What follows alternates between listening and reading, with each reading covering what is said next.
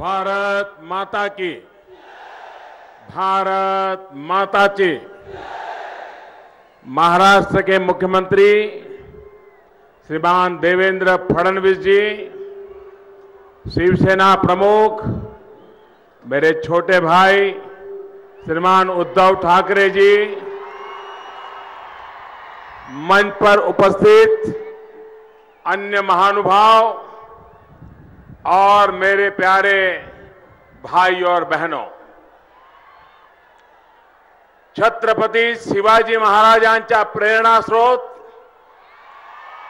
शक्तिदायिनी, शौर्यदायिनी आई तुळजा भवानीच्या, श्री सिद्धेश्वर महाराजांच्या आणि संत परम पूजनीय डॉक्टर शिवलिंग शिवाचार्य महाराजांच्या पुण्यभूमीला माझे साष्टांग नमस्कार।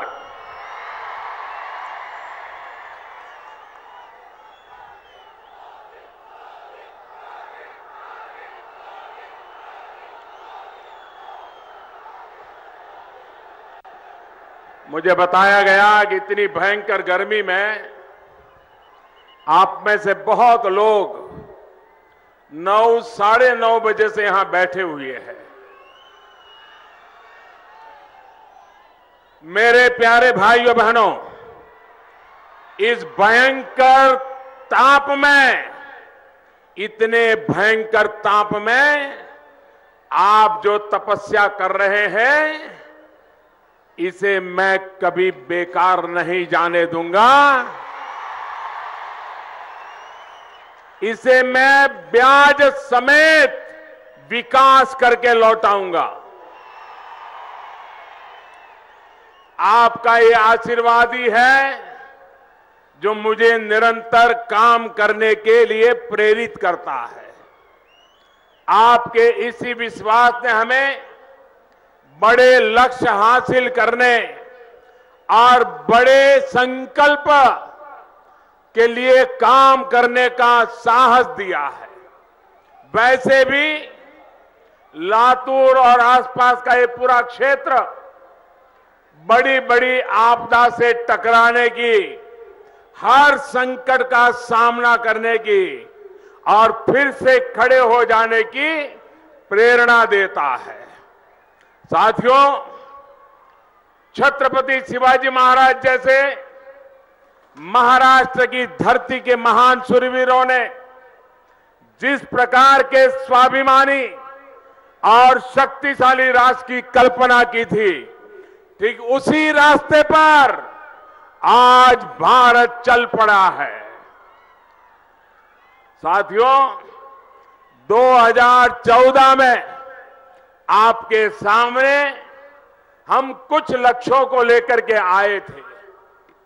इन लक्ष्यों को प्राप्त करने में आपने मेरा जो सहयोग दिया, जिस तरह बड़े फैसलों का समर्थन किया, मैं उसके लिए आज आदरपूर्वक, नम्रतापूर्वक आपका आभार जताता हूं।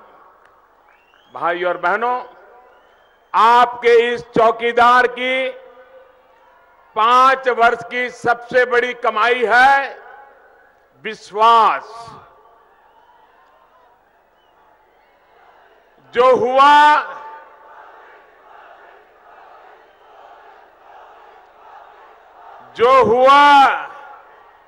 उसके लिए भी आपका ये चौकीदार याद आता है, और जो होना चाहिए उसकी भी जिम्मेदारी मेरे ही हिस्से में है। इसी विस्तार को विश्वास देते हुए संकल्पित भारत, सशक्त भारत बनाने का संकल्प हमने देश के सामने रखा है। साथियों, राष्ट्रवाद हमारी प्रेरणा है, अंत्योदय हमारा दर्शन है और सुशासन ये हमारा मंत्र है। इसी भावना पर नए भारत के निर्माण के लिए हम देश के जन जन, देश के हर नागरिक की भागीदारी चाहते हैं। एक तरफ हमारी नीति और नीयत है और दूसरी तरफ हमारे विरोधियों का दोहरा रवैया है। साथियों, आतंकवादियों के अड्डों में घुसकर मारेंगे,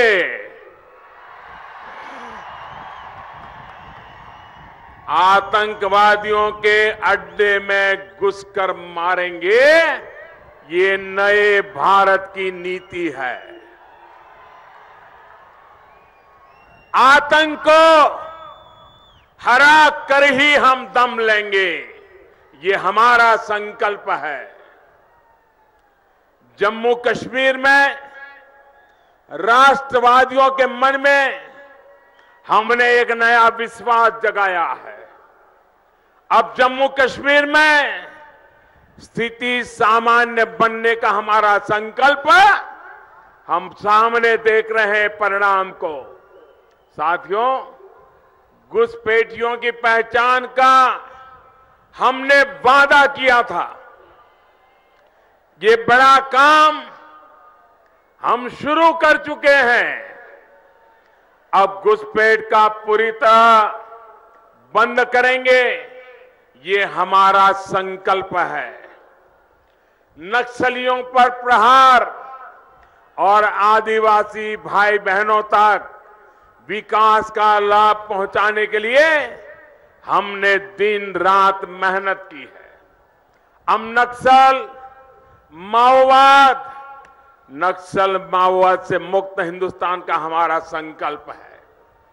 देश की सांस्कृतिक विरासत को दुनिया भर में फैलाने का काम हमने किया है। इसी विरासत को हर प्रकार के आघात से बचाने के लिए तैयार करना, ये हमारा संकल्प है। आप मुझे बताइए, देश सुरक्षित हाथों में है या नहीं है? मैं आप सबसे जानना चाहता हूं, देश सुरक्षित हाथों में है या नहीं है?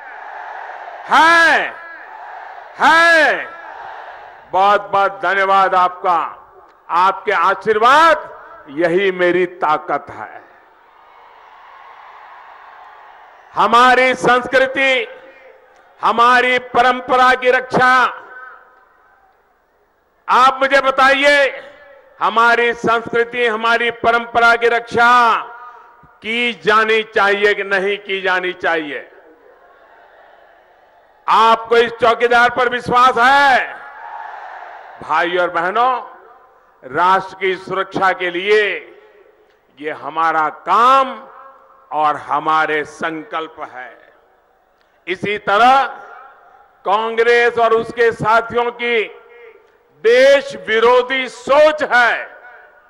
भाई और बहनों, कांग्रेस ने कहा कि जम्मू कश्मीर से धारा 370 किसी भी कीमत पर नहीं हटाई जाएगी। जो बात कांग्रेस का ढकोसला पत्र कह रहा है, वो ही भाषा पाकिस्तान भी बोल रहा है। कांग्रेस का कहना है कि वो जम्मू कश्मीर में अराजकता फैलाने वालों से बातचीत करेंगे। पाकिस्तान भी तो यही बार बार कह रहा है कि ताकि भारत इन्हीं बातों में उलझा रहे। कांग्रेस कस रही है कि हिंसा वाले इलाकों में सैनिकों को मिले विशेष अधिकार को वापस ले लेंगे। पाकिस्तान भी तो यही चाहता है ताकि आतंक के सरपरस्तों को खुली छूट मिल जाए।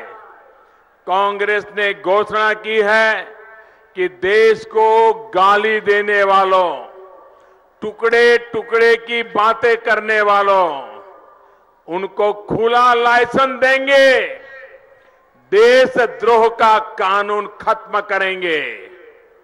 पाकिस्तान तो भी यही चाहती है कि भारत के खिलाफ काम करने वालों को खुली छूट मिल जाए। भाइयों और बहनों, जो लोग ऐसी बातें कर रहे हैं उन पर विश्वास कर सकते हैं क्या?